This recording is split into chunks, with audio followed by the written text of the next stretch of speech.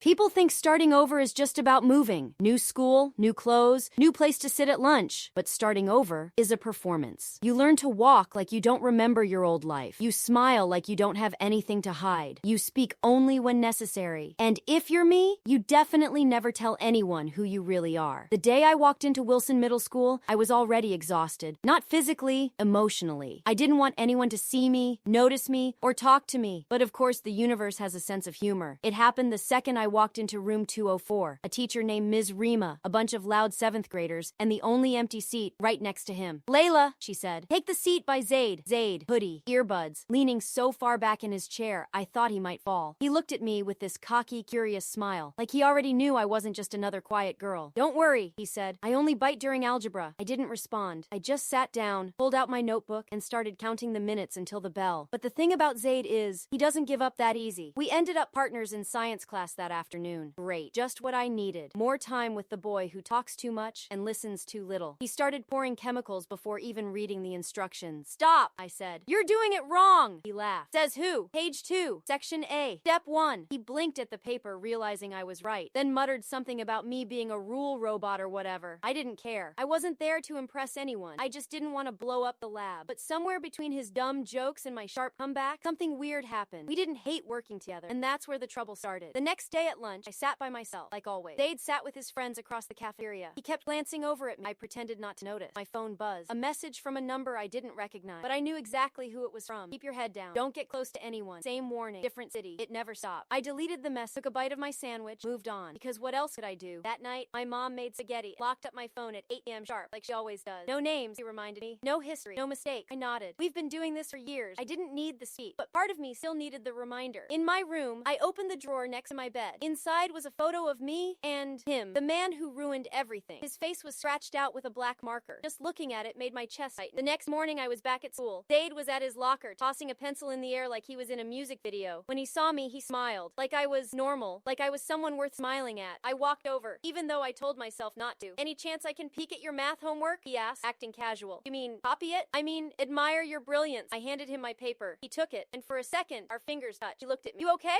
I paused. "Yeah, just tired." He didn't believe me, but he let it go. Later, in the library, we were both pretending to study. The silence kind of nice. Then he asked something that froze. "You ever feel like you're not really who people think you are?" I stared at my notebook. "What makes you ask that?" Shrugged. "I don't know. Smile, but it doesn't feel real. Like you're hiding something." He was right, but I didn't say that. "Maybe some people have reasons," I said. He nodded. Didn't ask more, for once. After school, I walked the same way home I always did. Quiet street, 2 blocks, familiar cracks in the sidewalk. But something was off. I glanced behind me. No one there, but I felt it. That cold, heavy feeling like someone's watched. Then I saw it. A black SUV, parked across my apartment, engine running, windows too dark to see through. I didn't stop walking. I didn't run. I just went inside and locked the door. That night, I pulled out my notebook and started writing. My own way of staying sane. Day 3. Zaid's annoying, but he's not fake. He sees things most people don't. Can't let him in, but part of me wants to. I closed the book, shoved it back under my pillow. Across the street, the SUV was still parked, and someone was still watching. The next morning, I came back to school like nothing was wrong, because that's what I'm good at, pretending everything is fine. Zaid was already there. He smiled when he saw me, like he was waiting. I smiled back. I shouldn't have, but I did. And in that split second, that one honest smile, something shifted. I let my guard down, just a little. What I didn't know was that smile would cost me more than I could imagine. But you'd think once you escape a nightmare, it ends. But what if the nightmare doesn't let you go? What if it follows you, like dust that clings to your skin, or whispers that return when the world is quiet? I got out of the forgotten wing, or at least I thought I did, but now I'm not so sure. Because yesterday my roommate found a notebook on her desk with her name on it, and inside, a message: "Don't forget, time slips here." At first I convinced myself I imagined everything, that it was just stress, a hallucination. I buried the notebook deep in my closet and tried to forget, but the signs kept coming back. Chalk dust on my fingers, even when I hadn't touched anything. The faint sound of a ticking clock that no one else could hear. And then there was my roommate, Carla. After she found her notebook, things changed. She started sleepwalking. Once, I found her in the hallway at 3:12 a.m., just standing there, eyes wide open, whispering something I couldn't understand. When I shook her awake, she had no memory of it. But the next morning, she had chalk on her palm. I knew I couldn't ignore it anymore. I had to find out what was happening. I went to the library archive, oldest records section on campus. It's locked to most students, but I had a friend who worked there. Her name's Mika. She's a senior anthropology major who practically lives in the sack. I told her I was researching campus folklore. She rolled her eyes but let me in. The file I needed was in the basement, the oldest blueprints of Narrington University. We found it, an original map from 19. There it was, the 3rd floor of the labeled Annex E. Mika pointed some name scribbled in faded pencil margin. Room 313. Registrar's holding. We'd never heard of it, and yet that name made something in my chest, like a string being pulled from the inside. Mika laughed, nervous. "Creepy. Want me to come with you?" I wanted to say yes, but something told me I had to go alone. Vanity building was renovation messes. I slipped in through a broken window around the back. It was dark, older than last, had a flash, a real one, this, not my phone. I climbed the stairs, third floor. They creaked under my weight. I didn't care. I got to top. It was gone. Just blank wall. But as I turned to leave, I saw a smear of chalk. Tiny white line of wall. Faint edge and the wall gave way. Inside, hallway. Red carpet. Gas lamp. Just like before. Something had changed. Air was heavy. Silence louder. The black door was waiting. It opened before I touched it. This time, the classroom. If the desks were all facing away from, as if students had been watching. Or someone. And on the board, a single line. Registrar's holding list. Candidates for removal. Below it, a list of names. The first one, mine, then Carla's, and then Mika's, followed by dozens of others I didn't recognize. The room began to spin. I tried to run, but the door had sealed, and the lights flickered. A loud clang echoed, like a desk being thrown, and the room was full. Students, or what was left of them. They didn't move, just watched me. Faces pale, eyes hollow. A voice rang out, not from any mouth, from the chalkboard itself. You were not accepted. You were processed. You were shelved. I screamed. Then everything went black. When I woke up, I wasn't in the classroom anymore. I was in an office. Old wood walls, dusty bookshelves, a giant filing cabinet that seemed to hum. Behind the desk sat a man. Gray suit, no face, just smooth skin where his eyes and mouth should have been. But I could hear him in my mind. You accessed restricted memory, I stammered. I don't belong here. I want to leave. He tilted his head. You already did, but the records were never updated. You're still on the list. He opened a file. My name was written in red ink. Remove me, I begged. Please. He reached for a stamp, pressed it onto the paper. Release. The room dissolved. I woke up on the library floor. No one noticed. Students walked around me like I wasn't there. Mika texted me. He was okay. Carla too. It had been 3 days. I ran to the registrar's office. I needed answers, but when I got there, the office was empty, not locked, just abandoned. No files, no computers, no staff, just a chalkboard leaning against the wall, and on it, one name, mine, crossed out. Things didn't go back to normal. I see them sometimes. The students from the wing, in crowds, on buses, across campus. They watch, but never follow. And at night, when it's quiet, I still hear the ticking clock. Carla moved out. She won't talk about what she saw.